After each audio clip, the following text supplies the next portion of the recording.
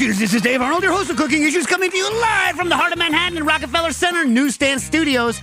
Not joined as usual with Nastasia Hammer Lopez. Even though she is a grown woman, she is helping a friend of hers move. How you doing, Stas? You're somewhere on this. Oh my God, I am good. Yes. Yeah. Grown woman. Little known fact. Back in the day, Nastasia's thing used to be, will you help me move? And then her favorite thing to do would be to rent the tiniest zip car possible to move all of her crap. And there's also, Nastasia, like most of us, Nastasia loves like a 5th or 6th floor walk up. She's like, is it basically illegal to walk up that many stairs? Let's get my friends to move. Yeah, that's Nastasia. So I guess this is karma. I don't know why we're paying for your karma, but there you go. You know what I mean? I hope that I pay for my own karma and that nobody else pays for my karma. Anyway, also joined, rocking the booth here, we got Joe Hazen. How you doing? I'm doing great, man. I like that. We got to get that. That's like that's some sort of 70s, like... Sorry, the bad mute finger. Oh, I like that. Bad Mute Finger. Oh, my God, what a great band. What did they cover? Is that like a... That's a Soundgarden cover band, Bad Mute Finger, right? It's like right next to the suck button, so yeah. Yeah, sweet. All right. Behind me we have again this week, John Hool. How you doing? Doing great, thanks. Yeah? Yeah. How's that chef treating you over at the Temperance? It's great. Yeah. Having fun. Saw Sargon the other day, one of our listeners, and then another, I didn't catch your name, Patreon listener, but I was going to give you Twinkies, and you left like right before I was supposed to give you the Twinkies. With your daughter and wife. Is it a fancy Twinkie? It was like a test on a Twinkie. I don't know. I'm not getting the batter right yet, and I also don't think the Twinkie pan itself is very good. I have several Twinkie pans. It's you can see where it's browning in weird places and staying pretty pale in other places. Yeah. Here's another thing about Twinkies. The actual Twinkie, like, I love them, but they're not good. Maybe the problem is that. The Twinkie is not good? Twinkie is not actually a well-made product. If you had never had a Twinkie before and I hand you a Twinkie, you'd be like, why is this cake so gummy on the outside and yet so dry in the middle? And the goop is fine, but it's not like what you would make yourself. My point is that I love Twinkies, but if someone handed you a Twinkie and you'd never had a Twinkie before, you'd be like, yeah, come back to me when you fix the cake. Maybe. I don't know, dude. I love Twinkies. They're great. I also like Twinkies. What's the most you've ever eaten in one shot? Man, I don't know. Maybe like 5 or 6? 10. Jesus. You know why? They come in a 10 box. Yeah. So I'm not coming to you as a Twinkie hater here. Yeah. You know what I mean? All right. In California, rocking the Discord, we got my man Jackie Molecules. How you doing? I'm very good. And 10 Twinkies at once sounds really disgusting, dude. Yeah. That's a lot, man. You know what I washed it down with? It's gonna make it even grosser. Mountain Dew. Oh no, I love myself some Mountain Dew. And by the way, it was Diet Mountain Dew back in the day. No, Diet Tonic Water, a liter of Schweppes Diet Tonic Water. God. 10 Twinkies and a liter of Schweppes Diet Tonic Water. And I was learning physics. It was the summer times, and I was taking a summer class on physics. And but my physics teacher, his daily lunch was, and stank up the whole room, was one of those giant tins of kippered fish. You know what I'm talking about? So we'd be talking about physics, and he would like bust out his weird, skinny, tall dude, and he would bust out his kipper snacks and be like, we're like, oh man, with the kippers again? They're good though. I do like kipper snacks. So I'm going to introduce our guest so that he can weigh in on whatever's going to go on. But we have John's sommelier. So there's also somebody else on the phone too. Oh really? Who did I miss? Oh, Quinn. Jesus. Yeah. Well, he's coming in. He's Quinn Futurelay is actually the star of the show today because all the way from Canada, he shipped us a care package of Canadian treats that we're going to be tasting alongside our other special guest. Sorry, Quinn. My mind is fried because it's the UN General Assembly here. And I thought I wasn't going to make it to the studio in time. And we have a lot to get through. But today's in-studio guest is Vergel San Miguel, who is the sommelier. John, what do you think? When people say sommelier, does it bend you, or are you okay with it? I mean, it bends me a little bit, but, it is what it is. Give me the full French. Sommelier. Oh, yeah. One more time. Sommelier. Oh, yeah. All right. So, Vergel is, I'm just going to say Somm, so I don't have to worry about beverage butchering. director. Beverage house director. manager, yeah. What's better? I don't know. Somm. Yeah, yeah. There's no like international society of beverage directors. Exactly. True. You know what I mean? People don't take tests to see whether they rate as a top end beverage director. That's just like, I want to give you a title. How about beverage director? Did you order the cases of Pepsi? Beverage director. Anyway. Okay, fair. I mean, whatever. It has its place.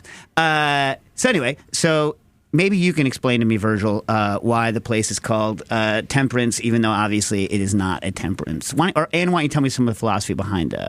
Well, this is based from my boss, John. He says that after pandemic, they assume that people will be temperance just means moderation. It has nothing to do with the temperance movement back in the prohibition. All right, so it's not related to like Carrie Nation and nothing American about that. temperance. Okay. It's just basically just moderation. Like they assume that people after the pandemic will do everything in moderation. Uh-huh. I still kind of contradict to 100 wine by the glass. Right. But And that hasn't been my experience. exactly. People do things in moderation, after the pandemic. Welcome back to all right, normal life. so Vergel, real quick, just so people can get, so you started in coffee and then moved to wine? Yeah, I was in coffee business I always been in the hospitality industry. Like I work as a housekeeper in Aspen, Colorado. Oh my God, what was that like? The people suck, right? Oh, it was a good experience. Not the people, but I mean, come on. Yeah. I've seen it's just crazy. They're not connected to reality with the amount of money. No reality connection. No, I love Aspen. It's like I'm like a semi-local there. Whenever I go there, I know a lot of people and live in Aspen. But what's it like working with people who are completely disconnected from reality? You learn a lot from them in a way that you're kind of curious what they do for a living,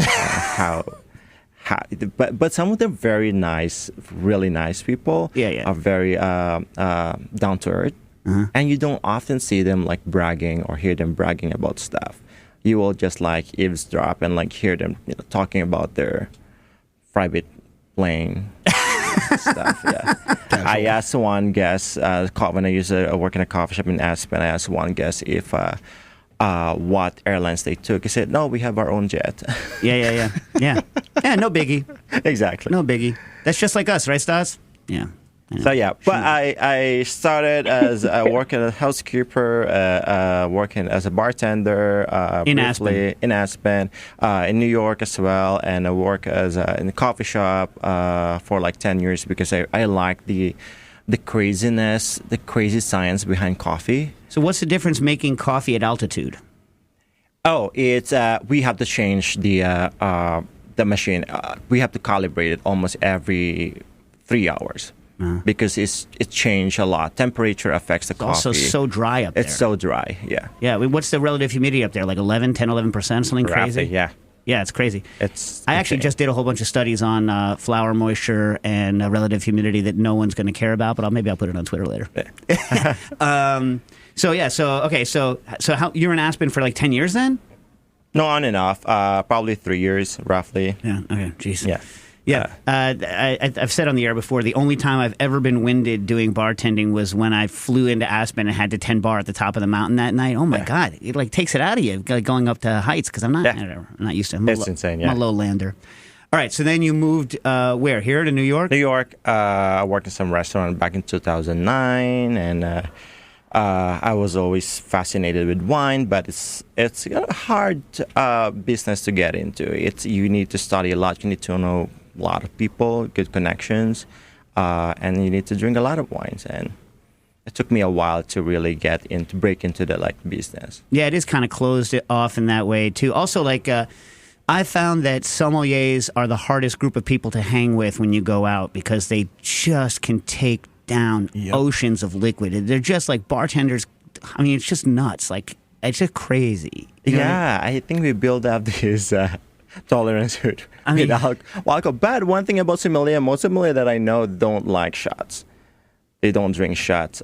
Why would you? Shots aren't actually. I'm sorry. I'm alienated. First of all, anyone from Colorado already today. I take it back, whatever it is.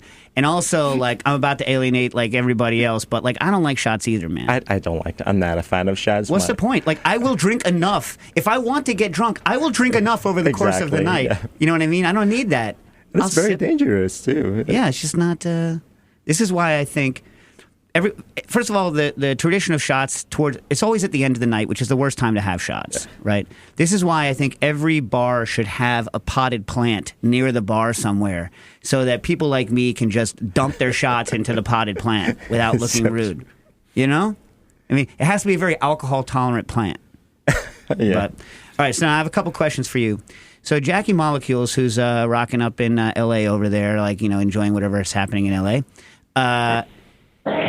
he thinks that if he was on a first date, I'm getting your opinion, Vergel. He's on a first date, and she brings to his house a bottle of $12 California Merlot, that he should just be like, this date's over, goodbye. What do you think? That's a very... that depends who the person is. I guess that you can... Because, like for me, if you're going to bring me wine, like you get a... two-back chalk. I will not Dude, be... he just died. Yeah, yeah, exactly. Yes. Yes, a few days ago. Yeah. I will not say like no to it. I will still drink it because this is respect to someone. See what I mean, Jack? Not a snob. Yeah, I am not a snob at all. I'm completely opposite. I drank the wine. Just was like, you know? Yeah. All right. And secondly, I need to hear this story before another week goes by because we won't talk about it. So Nastasia is on this island off the coast of Sicily. Am I correct, Stas? Yes. Yeah. And someone was cooking, right? Yes. She's not out at a restaurant, and they served you a horse. How was it? Oh my God. It was very irony, like incredibly irony and chewy, and it was like shredded horse. Like tacos? Yeah. Yes, like that kind of. It was a horse like on bread. Horse on bread. But it like had a flavor. Horse on bread. Yeah. Yeah. All right. But the flavor was just like almost like liver. It was bad. I did not like it. I really didn't like it. Plus, there were horses standing like a couple feet away, so you're like looking at them while you're eating them. Did you say, "Hey, buddy," when you were eating? Is that what you did? No. Also, the restaurant didn't have a bathroom, and when I said I needed to use the bathroom, they said, "Oh, just go by the horses." And so I went by the horses. It's the circle of poo, right? They eat it, then you eat them. It just goes around. Yeah. You know what I mean? Mm-hmm. Yeah. Mm-hmm. That's crazy. Yeah. And Yeah. Any other interesting food stories from that island? No, that's the most. Sounds like an old horse. Like a lot of animals when they get old. I mean, I've heard horse meat's very dark, right? But a lot of animals when they get older get more and more kind of that irony, like livery tasting stuff. John, you're a francophile, so you've taken down some what is it? Chevaux? What is it? Cheval. Cheval. Yeah, you've taken down some of that stuff in the past. What are your thoughts on it? Did Nastasia just have bad horse? I think so. I don't know. I've had it as steaks before in Belgium. Yeah. And they're pretty tasty. I would, if I go back and it's on the menu, I'd probably get it again. So what you're saying... It is a little more minerally and irony. Are you saying Nastasia had the equivalent of, like, deep-fried gator? Like, whatever the Sicilian equivalent of some bayou weirdo who just, like, cut apart an alligator and threw it in their freezer and then sold it to Nastasia and Piper? She had the equivalent of that in Sicily, whatever that equivalent is? I guess. The equivalent of, like, the guy on the Connecticut River with a tire fire and a handle of Captain Morgan's? Yeah. All right. Yeah, I guess. All right, fine. I like that. I like seeing whatever the local folks are really like, not the sanitized version. I want the the actual version. The fewest teeth possible is the most accurate version of wherever you're going. Yep, totally. Okay, so since we have limited time here, why don't you guys organize the tasting, and I'll tell a little bit of because Vergel brought some wines to taste, and Quinn sent us this crazy care package. But I don't know how we're going to combine these stuff. We should save all the acidic stuff for later, right? So John, why don't you figure out what we're gonna pair with what? And I'll just mention Bagel Fest real quick. I was at the Bagel Fest this weekend, and it was a much more mellow affair than the very first Bagel Fest. The first Bagel Fest was crazy, overrun with people. But I was a judge, so I had to eat 14 different bagels. And by the way, I apologize in advance. Every time we do the one time we did a wine tasting show, it was half the people's favorite show ever and half the people's least favorite show of all time, including John. John hated that show, right, Stas? Nah, she might not be able to talk. She's on. John hated it. John hated that show. I didn't even know John. He listened John to it. He listened to it, and he was like, "Oh yeah, that show sucked." Yeah. Oh, wow. Now that he's on it, I'm sure he'll like it. Anyone that gets to taste the wine is going to be fine. But this is not a rock and roll wine show. It's not a rock and roll wine show. It's still just food related. Yeah, food related. Anyway, so at Bagel Fest, there are a lot of really cool new bagel places that are coming out that are doing a newer style of bagel, like very chewy, crunchy, or very good crust. But I see a lot of people with lighter interiors, people using interesting flours. If you're in New Haven, check out Olmo. Or if you are anywhere where Pop-Up Bagel is doing something, go check out Pop-Up Bagel. And the Weeded people, the pizza folks out in Brooklyn, are now making a bagel, and it's definitely worth going and trying their. That's a complete sourdough bagel. The person who's using the flour that I think is the most interesting are the Olmo folks. Craig, what's his name? I don't know. In New Haven. But if you're anywhere near New Haven, go check out Olmo's Bagels. You've had it, John? I have not, but I know of them. Yeah, of that place. Their bagel is really good, and it's. I don't want to necessarily give out, although he'll tell you all of his secrets. I think we should just have him on the show at some point because his bagel is completely non-traditional from soup to nuts. He's using Warthog. The wheat he's using is Warthog. He's using an 82% extraction flour, and 82 to 87% extraction flour off of a stone grind with a sift is my absolute favorite style of flour to use. And he's the only person I know in the bagel. In the bagel community, I'm sure there are others, but he's the one I know of that's using it, and he's also doing some other interesting stuff. So whatever. All right. So have you guys curated our tasting now? No, I think so. I mean, I showed them what we've got. So Vergel, you want to start with the hickory sticks? All right. So we taste the wine. We take a question. Okay. We taste the wine. As we're tasting the wine, we take a question. Does this sound fair? So we get through some of these questions. Sure. All right. Yeah. All right. So what are we doing? So first, we're going to taste this Diamond variety from Channing Daughters in Long Island. The grape itself is from Finger Lakes, but the winery is in Hamptons. Okay. And has New York been able to overcome the value proposition problem where it's just much more expensive to make wine per bottle in New York than it is in California, so it's hard to get a good deal here, or they haven't fixed that problem yet? I think they already fixed that because there are more reasonable price now in wine in New York than in California. Yeah. Napa Valley land itself is very expensive compared to Finger Lakes. Right. Say Paul have just bought a property in Finger Lakes as well because it's cheaper and the weather's nicer. It used to be that years ago, like a decade ago, it was like the value proposition on New York wasn't as high because their economies of scale hadn't reached where they needed to reach yet. So you think that they've fixed that? In fact, it's better than California now. Yeah, value-wise. Exactly. Okay, interesting. And I think the number of winemaker grew as well. What am I talking about? Don't you have a glass? Oh yeah. What am I? I'm a beast. I'm just give me food. I'm King Chuck E. Cheese the Third, just brushing away the pen on the desk. Did you guys see that when Charles became king and he had this pen thing on the desk and he's like, away with this, away. Missed that. Yeah, it was awesome. I mean, I don't really care about the royals, but that was a hilarious thing. All right, so describe it real quick again. So it's a Diamond variety. Diamond is a New York grapes. Basically, it's a hybrid of Concord and Iona. Iona is that's amazing.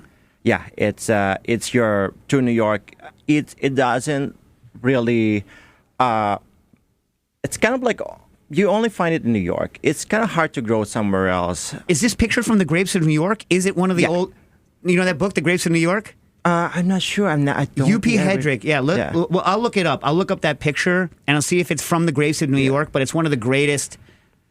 Well, it's one of the top 6 New York's fruit books, but that's not saying a lot because they're all from that one series. Yeah. That's great. All right. So Diamond is very grapey, very oh my God, foxy. Yeah, it's got a fox. Yeah. Almost smell like. How much the bottle is Concord. this? And it's bubbly. Oh, it's about $20 a glass. So we're by the glass bar. So everything's priced by the glass. Right, but if someone's going to buy the bottle, we just multiply it to 5. All right, basically. All right. Yeah. No, I meant like in a store. Or is it not available in a store? No, it is available in the store. You can actually go to Channing Daughters in Hamptons and can get a bottle of this. So it's super about like 25 maybe roughly. So it's super foxy. So if any European can hear me, they would hate the hell out of this. They would hate it. Yeah. But the Muscat is kind of the same grapey notes as well. Yeah, but they have a visceral internal reaction to that smell. They're like, ugh. Exactly, yeah. I think they're wrong. Yeah. I don't think this is cloying or effed up. What do you think, John? You're half European there. What do you think? No, I like this a lot. You're half a Euro. Also lightly bubbly. It's but not about like 10% alcohol on this one. So it's your like breakfast wine. Right. Right. So does it have a little acetic in the back or no? Yeah. A little acetic in the back. What are your thoughts on acetic in wine? I think it works okay in this one, but like in general, acetic worries me a little bit, but acid is a very important compound of wine. It's served as a preservative as well. That's why wine's higher acids often good for aging. Right, but I mean, there's a difference between like a malic or like a taric or lactic and acetic, right? Yeah. So like like any sort of like acetic aroma. Like I know there's been some, especially in natural wine. There's been. Oh, you mean that kind of like EA? Volatile acidity. Yeah. Kind of a little bit. There's not a lot here, but there's some, right? Yes. So you're okay with a little bit. Yeah. Yeah. Especially, I guess, in this style, it would work. Like, whereas it wouldn't work in. I don't know. Yeah, but like, it brings some complexity in wine. All right. So Just a Freud asks. I'm sure there's a long paper with a definitive answer, but what causes the dry mouth, in quotes, scare quotes? My wife calls them scare quotes. I think that's what editors call them. Do you heard that term, scare quotes? Scare quotes? Scare quotes, yeah. So it's like dry mouth. So you're supposed to put quotes around it and it's supposed to make it look scary. Oh, okay. Scare quotes. So like editors frown on the scare quotes, but I use them sometimes, but not even to make people scared, just to be like, I don't mean this, but this is what people say. But of course, now I'm not allowed to say this is what people say anymore because of our cultural experience with how that works now. Anyway, but what causes the dry mouth feeling when drinking red wine? I've always attributed it to tannins, but I honestly have no clue.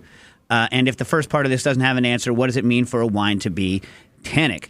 I mean, so do you have a point of view on tannins? Yeah, tannins is a phenolic compound of wine. So you have the anthocyanins that gives a color, and you have the tannin that gives a structure. Basically, that's directly responsible for dryness on your mouth.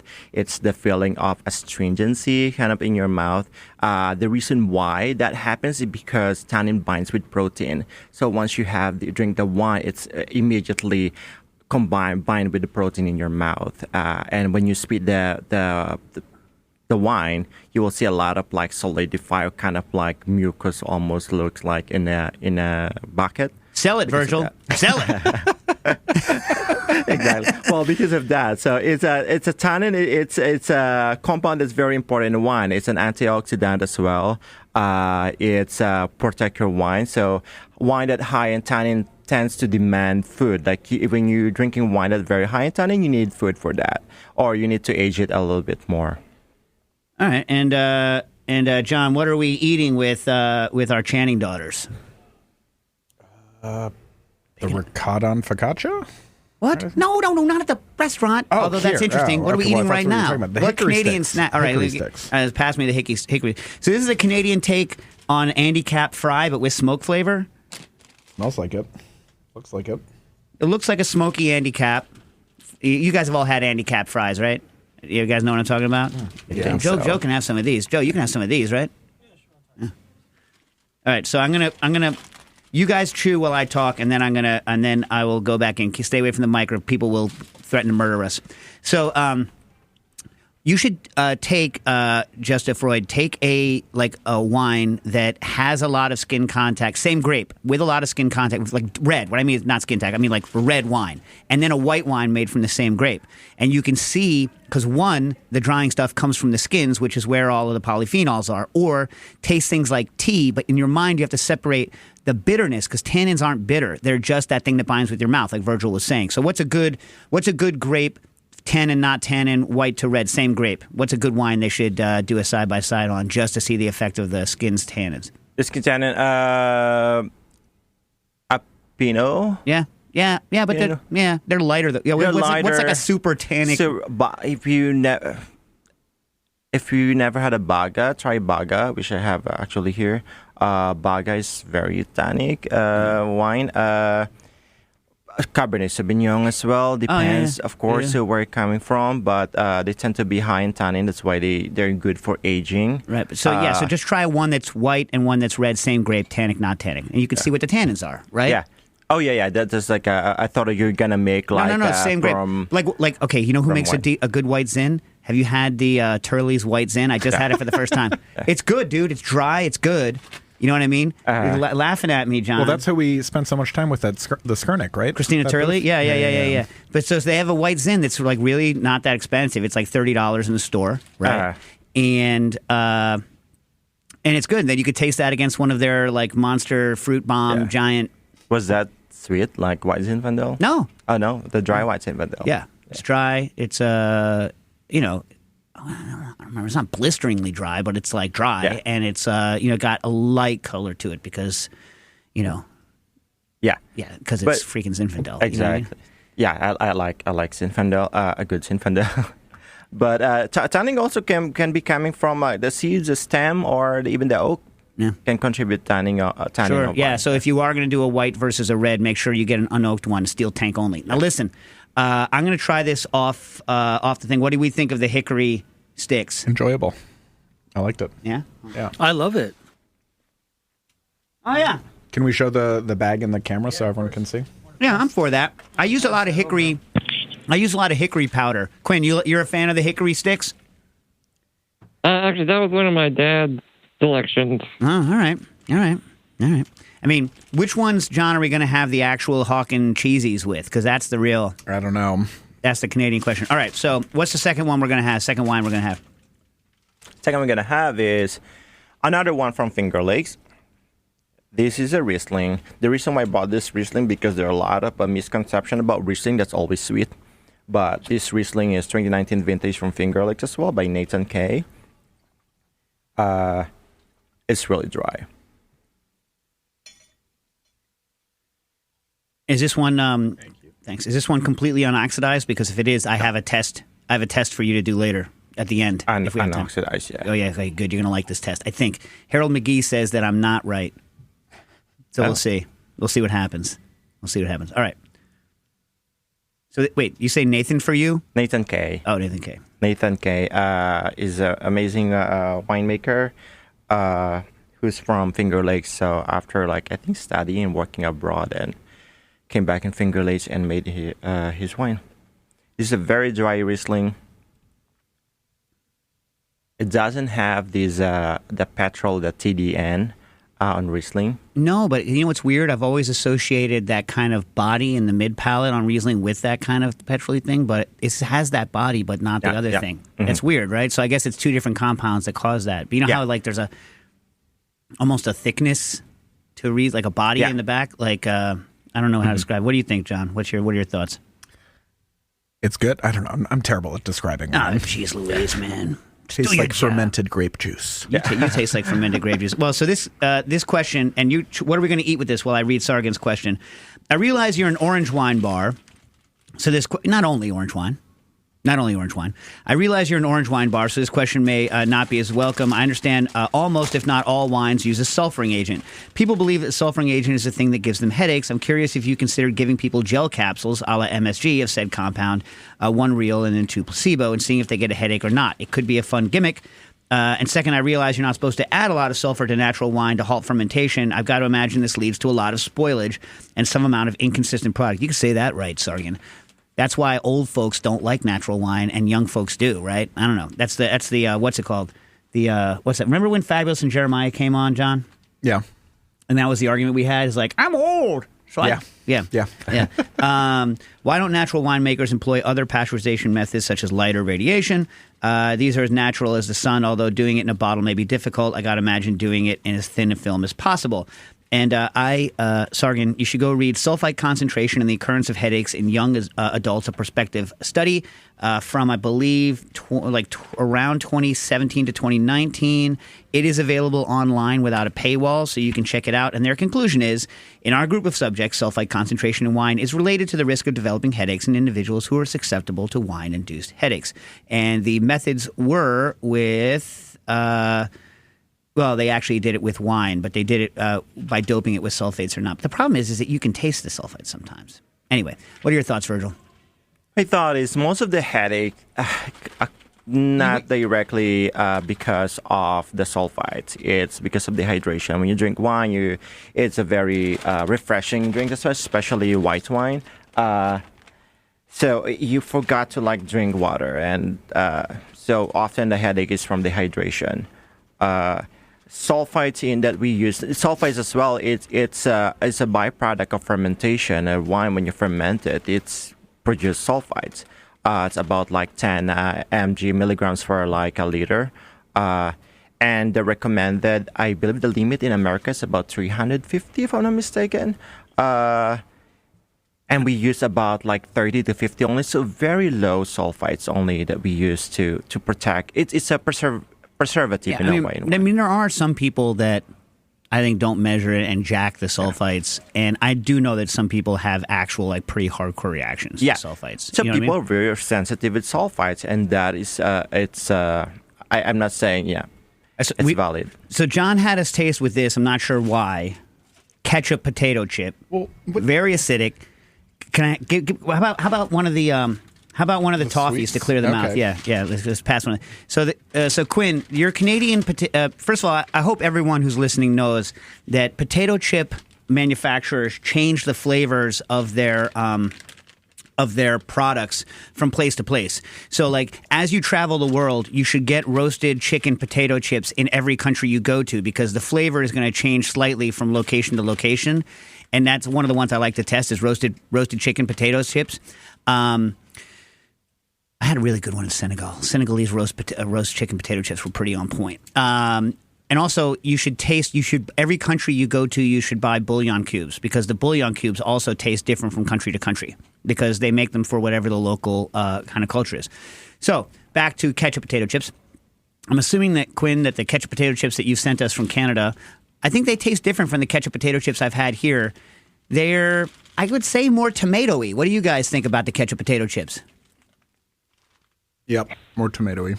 Not as ketchupy as I thought they'd be. Oh. Do you know what? Okay, so do you know what's a more tomatoey U.S. ketchup? Is Sir Kensington's is a more tomatoey ketchup. So if you have a gripe with them, it's actually because their ketchup is more tomatoey than the one, than Heinz, the one that, of course, as Wesley Willis said, Heinz, America's favorite ketchup. All right, I'm going to clear out my palate with this, and let me ask. Wait. You just said Wesley Willis, as in the guy from Chicago, who headbutts everyone? No, back when he was alive. Right. Yeah, of course. Yeah. Did you get headbutted by him? I wish. I never got to meet him. Yeah, I know. Yeah. I mean, he died. So he died in 2003, right? I forgot. Or 2002. I didn't get turned on to him until 2000, 2001, after Napster. So I only got turned on to him right, I think, before he died. Well, didn't Drag City do some archive collective of his works and stuff like that? I don't know. I never had. I had a CD or a 45. I have probably strange man. I have a zillion Wesley Willis songs, and the Dax and I love listening to it. Jen hates it, right? But the fact of the matter is that one of the problems with Wesley Willis was he was schizophrenic, and a lot of the times he lived on the street. He did amazing artwork. You should look at Wesley Willis's artwork. He's basically an outsider artist. Not basically. Wesley Willis was an outsider artist. And he also did this music. So he had this Casio or whatever it was, and he would play the standard beats on the Casio, like like that. And then he would do these. He had a very set structure to his songs, and so like a lot of people thought that, you know, that those of us that listen to Wesley Willis listen to him kind of to make fun of him, right? But the fact of the matter is that there is a real genius to Wesley Willis's work. And so while I'm sure there are some people who are listening to it like, ha ha, this is crap, that's not the way I listen to it. You know what I mean? Like, I appreciate the guy's work. You know what I mean? And so like the structure is, you know, he'll tell a very matter-of-fact story, then he'll have like a weird chorus that goes with it. Then there'll be a long, long bridge where he just like goes up and down, like sometimes chromatic, sometimes not, on, you know, his Casio. Then he'll come back and he'll just say an advertising phrase. You know, Heinz, America's favorite ketchup. And then it's over. That's the song. And when you were introduced to him, he headbutted you in the head, which was one of his favorite things to do.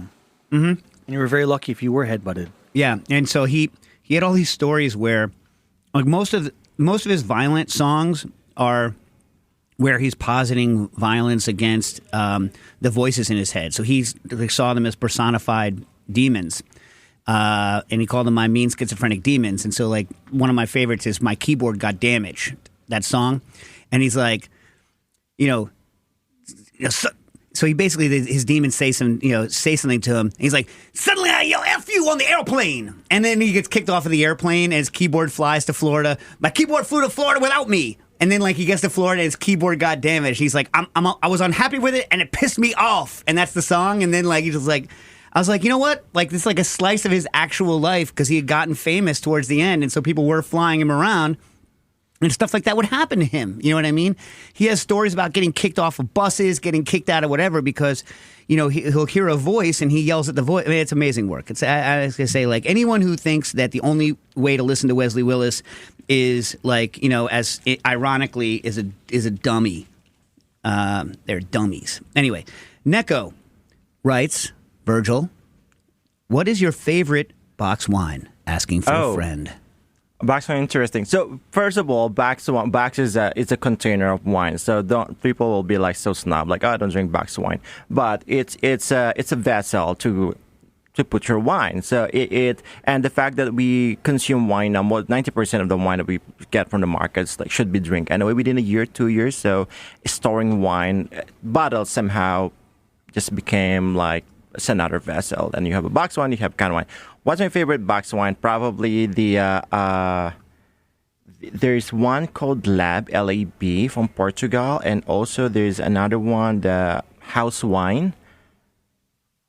From I know those Walla guys. Walla. Yeah. So those are really, really decent box wine. You like From the Tank? That's pretty cheap.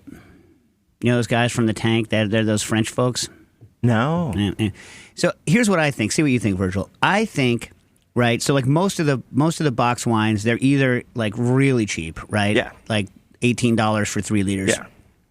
Or like maybe like a little more, like maybe like 25, 30. Mm-hmm. Like I would love like a $50 box wine. A $50 box wine. Right, because a $50 box wine, you're looking at buying a $30 bottle of wine. Right, but getting it in a box, you're getting 4 bottles, right? Because if you figure that like an $18 box wine is 4 bottles for $18, someone do that math for me, right? It's like $5 a bottle, but really you pay for that bottle probably like $8.59, right? Right. So if that's the multiplier, right? If I could be paying $13 or $14 the equivalent bottle in a box wine, but I could be drinking like $25, $30 bottle wine. You know what I mean? Yeah. Quality-wise, where the cost to the producer, right? So let's assume that unlike liquor, where the actual cost of production is not related to the price, right? In liquor, they make a liquor, not all liquors, but some liquors, they make the liquor and then they decide what the price is going to be. I was in the room once when that was happening. Oh, really? Oh my God. It blew my mind. They were like, yeah, we haven't figured out how much it's going to cost yet. I was like, well, don't you know how much it's going to cost you to make? And they're like, yeah. And I was like, well, do you know how much it's going to cost you to make? What do you mean you don't know how much it's going to cost to sell it? And they're like, oh, no, it's not about that. They're like, we're going to set the market based on what we think the product is, and that's what the cost is going to be. Has nothing to do with how much it costs us to make. And I was like, wow. What? I was like, what? You know what I mean? Like, I just did. I was like, and now you get a glimpse into how we run our company. Yeah. Yeah. Zing. Yeah. Nastasia is always good for a zinger. She's the queen of the zing. I think Nastasia might be the queen of the zing. I don't know. I think so. So we cleared our palate, by the way, Quinn, with Macintosh's original, and because it's in Canada, they have to have it in French. L'original, creamy toffee crème. Is that the correct? Crème. Anyway, but this tastes like legit British stuff. It's softer than the ones I'm used to, which I kind of like because although I do like the going from breaking my face off to soft while I'm chewing on it, on like some of the old school. Remember the toffees with a hammer? You guys ever had the toffees with a hammer? You get the toffee and it comes with a hammer, and then you use the hammer and you shatter the toffee into pieces because it comes as a single block. And you're like, boom! And you hit the toffee and it breaks apart, and then you put it in your mouth and you're like, and then it finally turns into toffee in your mouth. So there's something amazing about that. But I think this is a good middle ground. What do you think, Quinn? Actually, you're eating all the ones that my dad selected, except for the ketchup chips. Hey, buddy, I like ketchup chips. Talk to John. John's the one picking what we're eating. I brought every single thing, with the exception of Smarties, because we know what Smarties taste like. Yeah. Yeah. All right. Well, you know, tell your dad I enjoy toffee a lot. Did I ever tell this story on air? I will. Real quick. When I was a child, I went to Madame Tussauds. Did I ever tell this story? In London. I was about to turn 7. I was 6 and a couple days from 7 years old. And we were going to Europe because my mom got invited to give a talk in France. So we went to England, we went to France, and we went to Holland. So we go to Madame Tussauds, and we go downstairs to the Hall of Horrors. You guys ever been to like the original London, the Hall of Horrors? Mm-hmm. Now, it's probably like really cheesy for an adult, but for a 6 and change person, it was super creepy. And the one in London back then in the 70s, this was like 1977, they had the actual clothes of the murderers. So basically it was just wax figures of murderers with the clothes of the murderers that they had when they were executed put onto the wax with the story of their murders. That's what the Hall of Horrors used to be. Is it still like that, John? It was when I was a kid. Yeah, super scary. Wow, I loved it though. I thought it was super cool. Well, how old were you? 8 or 9. A couple of years is a big difference. You were like, you know, fair. Yeah, that's like me and like a 30-year-old now. Anyway, so like, so one of these murderers was a woman that was a nanny, and she kept on murdering the babies that she was nannying, right? And she used to lure them in with toffee. And so I was eating this toffee, right, in London, because I was there, and I got turned on to toffee, and I was like basically blasting through toffee, blasting through it, you know, as a little kid. Like, it was like my 2 favorite candies, just so you know. I like the English that kind of toffee, and I like Getz's caramel cream. So I really love that cooked milk flavor, right? So my dad, when I'm eating the toffee at night in the hotel room with crappy, remember how bad English toilet paper used to be, John? Yeah. Oh my God. Not just English. It's like wax paper. European, yeah. Oh my God. It's like, why would you wipe your butt with wax paper? It makes no sense. Anyway, so my dad sees that she lures these babies to their death with toffee, and then he looks at me. She also had very pronounced kind of buck teeth, and he goes, "Want some toffee?" And he would say that to me all the time, and it totally bent my mind, man. Ruined me. Nice. Ruined me. By the way, I believe it is our friend Quinn's birthday, isn't it? What? I think we need to say a quick happy birthday. Oh, I like that. No singing the song, though, because no singing the song. I'll tell you why. Song is very triggering for including my son. But I didn't know that, Quinn. You didn't tell me this. Why do you not tell me this crap? Happy birthday, Quinn. Well, I don't know. Thank you. Happy birthday. Happy birthday. Yeah. No, okay. Yeah. What? Not. I'm not going to do the "how old are you now" thing. I'm telling you, we're not going to do those traditional things. They're very triggering for people. Anyway. That's fine. You definitely don't want to take your autistic son who's triggered by the birthday song to birthday parties when he's a kid. Nothing's worse. Like, nothing is worse. That's not true. I'm sure there's worse things. Wismerd, right? Wait, so Quinn sends us treats on his birthday. Yep. Quinn, that's I thought they would arrive potentially sooner, but anyways. I just get a giant box, no note. Yesterday, I opened the door. There's a giant box, no note, full of Canadian products.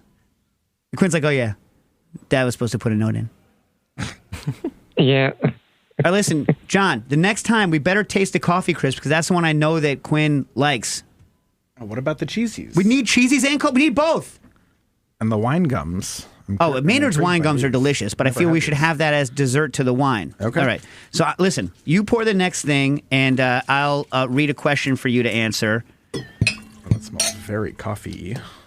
Okay. More. Okay, so the question is, Vergel, this is from Whimsard. Can you talk a little bit about how to be wine literate in the current wine world, in the current wine world where many of the traditional categories and markers of quality wine are less emphasized? Well, just be curious. Drink wine, study wine, because there are plenty of wines, right? It's and it's always changing.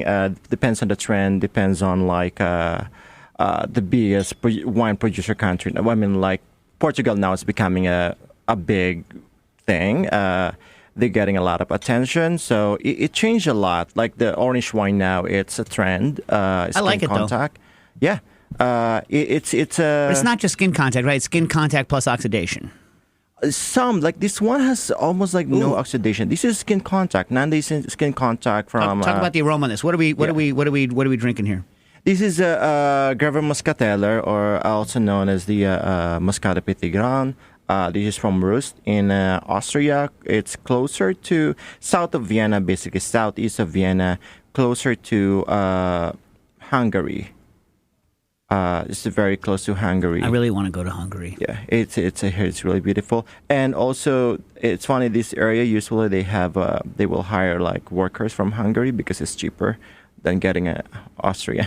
Mm-hmm. So like in that part of because they're very close and they kind of like speak the same language in a way. You know what I want to do? I want to fly into Vienna, like go back to Vienna. I was only there for a couple of days, and then rent a car and then go east.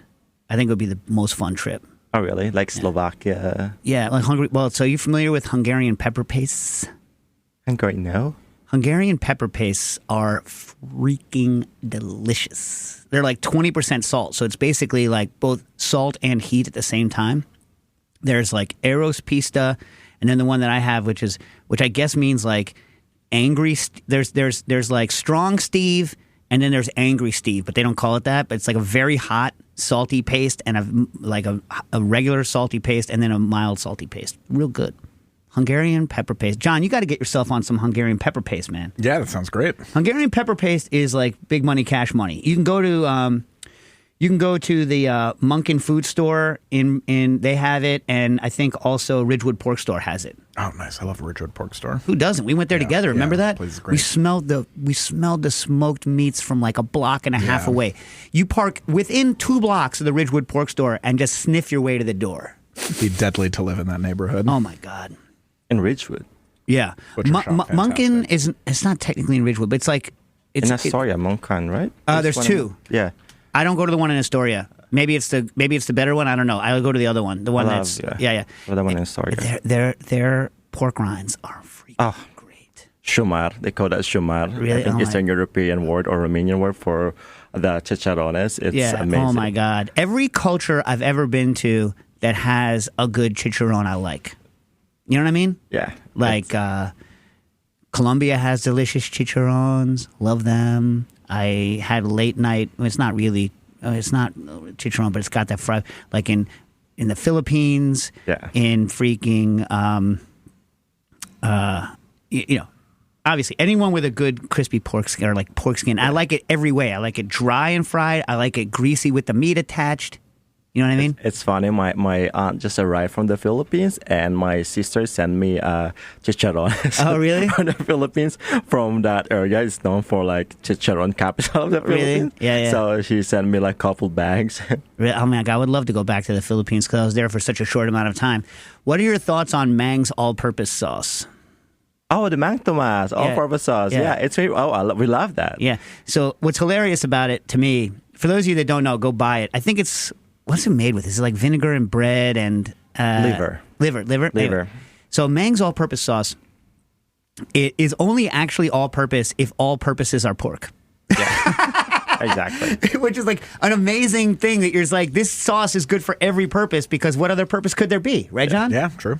But we technically use it for any dippings for anything. Like really? We use it for spring rolls. We use it for fish and other stuff. But it's mainly for lechon. This is yeah. Oh, so good. Yeah. So basically, it started like in Manila when he will originally grill the liver and chop them and mix with vinegar and other spices.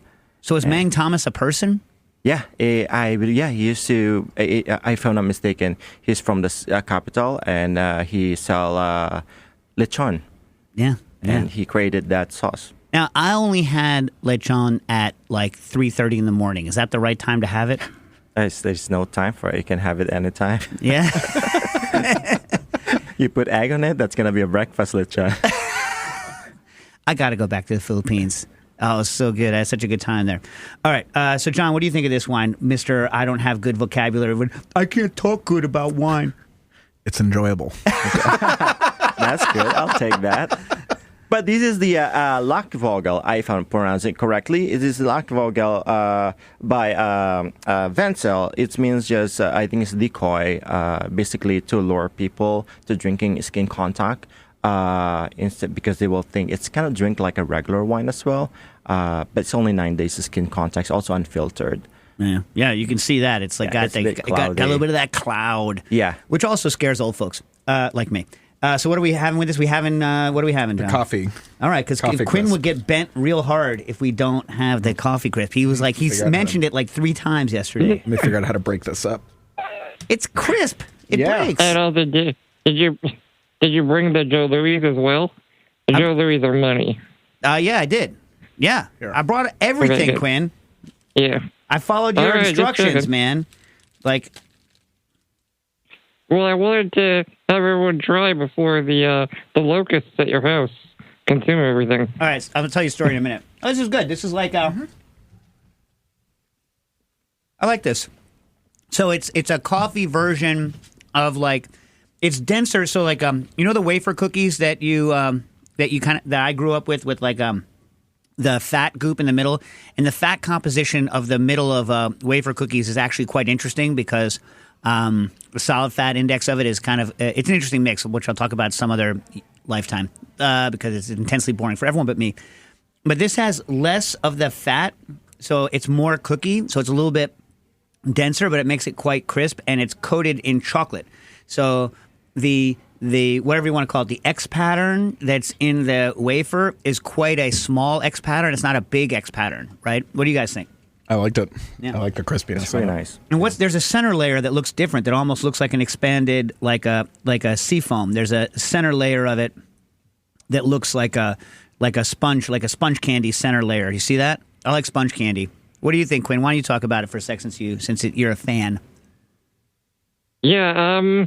I haven't noticed the different layers, but that was sort of my gateway into coffee flavor because, like, growing up, I didn't like coffee, but I'm like, well, I like coffee crisp, and now I like coffee flavor. It actually goes fine with the wine, interestingly, and I typically don't like coffee flavored things, but I do like this. Yeah, it works really well with wine. Yeah. Surprisingly. Yeah, I was surprised, right? Yeah. Never tried it before, like sweet things with the skin contact. Yeah, it surprisingly works. Yeah, shocking. All right, let me see. Another question. Jason Lynn writes in, what are your current favorite high quality to price ratio wine regions /styles/makers at the moment? Region, I can say it's Bairrada in Portugal. In the country, I think Portugal is really a hot spot right now for a good wine. They improve a lot of their techniques, and also you can buy a decent wine with almost same structure, say like in Napa, but without paying the price of Napa Valley. The reason is most of the winemakers in Portugal their vineyards been passed down generation after generation compared to Napa Valley. Like you have to pay for the CEO, the winemakers, and everything, and the property alone in California is way higher than Portugal. Yeah. There's a woman from New York who moved to Lisbon and is opening a bagel shop in Lisbon. So, she's going to Lisbon. And also get if you can now try enjoy Portugal now, because we noticed the price is going up in Portuguese wine. Oh, really? Yeah, because of that trend right now. Do you know what? I like port because I'm a human, but I don't drink that much Portuguese like regular table wine. But their cheeses are so crazy good. You know what I mean? Those prices went up like a decade ago. Yeah. What I have, one of the wine that I have here is the Baga. Actually, it's from Bairrada. Is that what we're on? What we're on next? Yeah. All right, why don't you pour that, and then I'll read the next question.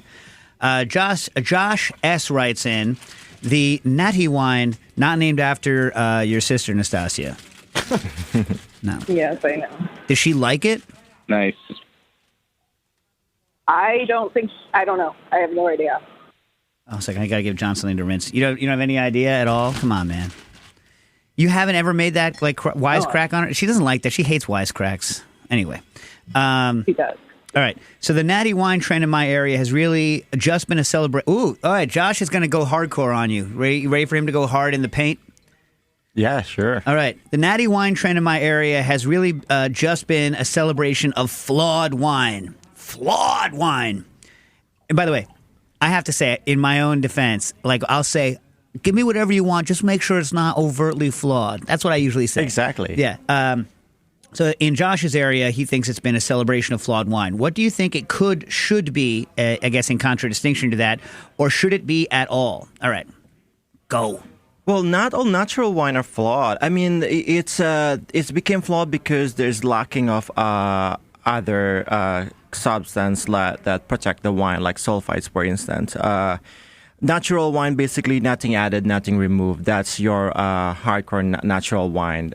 So there is it's very prone to flaws, but also there are some instances with very high NVA, volatile acidity, but they're not all bad. We have natural wine in our store that it's really good and it's not flawed. You can't trace any defects on the wine at all. And also, flawed wine is like champagne was a flawed at some point in 1600s, 1700s. Bubbles was a bite your tongue. Exactly, a defect on a wine. And same thing, oxidation is also a bad for lots of wine. But if you drink sherry, you want oxidation. So yeah, drink a good natural wine. And also, it's not a new thing. Natural wine is a new thing. In France, they've been doing natural wine since 1950s, basically. In the 80s, it became really big until now. But in America, we're just getting the whole trend of natural wine. So, Quinn, we're eating the Hawkins cheesies with this. I think Joe Hazen's appreciating the Hawkins cheesies. It's like a cheesy plus, right? Wow. It's like a Cheeto plus. Cheeto plus. It's like if Richie and whoever the other guy was, when they came up with the language C, right? This is C++. This is Cheeto plus. I like the texture on this better, but I like the cheese flavor on the Cheetos better. I don't know, man. Them's fighting words. Now, okay. I'm going to say this. Say the name of this wine again that we're drinking. This is the Sidonio, the Sausa from Bairrada. It's made from 100% Baga. How much would this cost in a store? A bottle of that will cost probably $20. I would drink the heck out of this. Exactly. I would drink the hell out of this. You know what? This is the reason why you should drink. I'm going to go take a bite out of a cow right now. I want a steak real bad. Yeah. You know what I mean? I'm having this wine. John, will you with me on this? Yeah, no, it's great. I can tell that you're loving it too. But it could go with a steak. I could have this with lamb. I could have it on its own. On its own, yeah. Exactly. Baga is one of the, and this is 2016, so Baga is one of the few varieties that you don't want to touch it when it's really young because it's so high in acid, it's high in tannin. You want to age it a little bit. It's also very hard to grow. This is coming from Bayrada, which you need the dry weather climate to really grow good Baga. Because they're very prone to like some mildew and some like it's kind of the same as Pinot Noir in a way when it in terms of growth, not in terms of taste, not in terms of taste. Yes. Quinn, which one of the cakes should we try? Because we're going to run out of time. Okay, I would do Joe Louis, the chocolate ones. All right, so we're going to eat those real quick, and then those are what? Yeah. Go ahead. That's the money? Yeah, those are my childhood. Those are my childhood favorite. My uncle used to work as a trucker for the company, so birthday was like boxes of Joe Louis. All right, so basically, the Vachon Corporation has been making Joe Louis since 1923. They come. Ooh, they're softer than I thought. They kind of look like a miniature whoopie pie dipped in chocolate. For those of you that can't see what we're doing here. And is it named after the boxer, Joe Louis the boxer? Or is it Joe Louis? Is it Joe Louis? Know. Do you pronounce him Joe Louis? Joe Louis. All right. Because here in the Joe U.S., Louis, yeah. they're soft. Hold on a second. That's good. Oh, my God. It's like eating chocolate air. It's like a better hostess. Yeah. It's like eating chocolate air. Exactly. It is better hostess. Yeah. It is. And it's got a little bit of redness. So, like, clearly they... It's got some like alkaline stuff going on in it in the cocoa powder. That's big money. I like that, Quinn. That's delicious. Mm-hmm. All right, now I have a test for you to run. You ready? Mm-hmm. Ready? This is the Mcgee test. I hope we can run it real quick. Hand me the thing, the oil. Right here it is. So now, first of all, does this smell rancid to you at all? Don't read what it is. Don't do anything. Just tell me whether it smells rancid to you. It smells like something, but it doesn't smell rancid to me. Not rancid, right? Is it rancid? You can tell. Like piney. Right. But not rancid, right? Yeah. All right. Do we have? What's the closest thing we have to neutral to pour a little bit of that on? Maybe the hickory sticks. Yeah. All right. Put some of that on the hickory. So what I'm passing around is prickly ash, like Szechuan pepper, prickly ash oil. Oh, that's right. All right. And I have this theory. Dip it, so we can taste the. You want me to put it right in there? No. Where's the cap? Pour some of the oil in the cap, and then we'll just you dip have the it. cap. I do. Right. All right. Yeah. Here, pour some oil in the cap. So I noticed that when I had this oil, and then so you know how orange wine goes really well with food with Szechuan pepper in it, right? Yeah. Right. So I noticed that I was drinking an unoxidized wine. That's why I asked you about the Riesling. Does not taste oxidized, right? That after I have the oil, unoxidized wine tastes oxidized to me. Oh, interesting. Yeah. But you have to get a good, decent dose on your tongue. Right? So I'm getting a good, decent dose, and we're going to see. You already do it? Well, I need more chips. Oh, my God. So pour me a little more of the, let's rinse this delicious wine. I can rinse this. Yeah.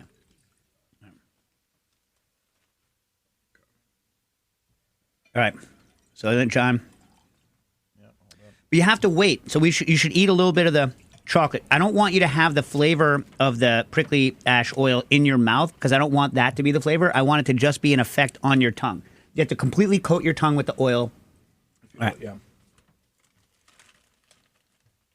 While you're doing this, guys, Cypress Hill writes in, question, have you figured out a way to measure the real stove BTUs, that's British thermal units, by boiling water?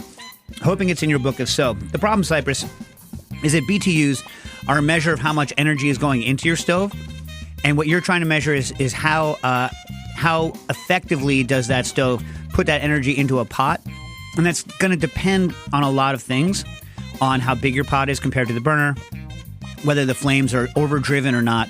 So there's no way for me to calibrate how fast I boil water on my stove to the way that you would boil it on your same gas stove with the same number of BTUs, right? This is one of the reasons I don't like people fighting BTU wars. They should think about how long it takes them to boil water. But it's an interesting question, and I do deal with it, or will deal with it in the book. Have you guys mellowed out your taste enough so that you feel like you can accurately taste the wine? Yeah. All right, taste it now. See whether or not it tastes oxidized to you. Just be honest if you don't.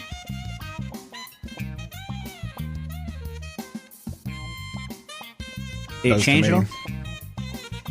It does, but I think it's just the Szechuan pepper kind of combining the... Right, but it combines to me to make it taste more like an orange wine. Yeah. Because of... Yeah. Which is interesting, right? It's, I mean, to me, it's an interesting test. It is, yeah. It's I don't know why, but...